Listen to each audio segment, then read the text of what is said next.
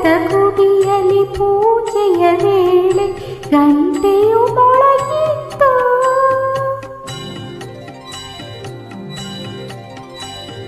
ದೂರದ ಗುಡಿಯಲ್ಲಿ ಪೂಜೆಯ ವೇಳೆ ಗಂಟೆಯು ಮೊಳಗಿತ್ತು. ಎನ್ನುತ್ತ ಸೇವೆಗೆ ಎಲ್ಲರ ಕರೆದಿತ್ತು. ಅದ ಕೇಳಿ ನಾ ಮೈ ಮರೆತೆ, ಸ್ವರವೊಂದು ಆಗಲಿ ಕಲಿತೆ. ಹಾಡಿದೆ ಈ ಕವಿತೆ, ನಾ ಹಾಡಿದೆ ಈ ಕವಿತೆ.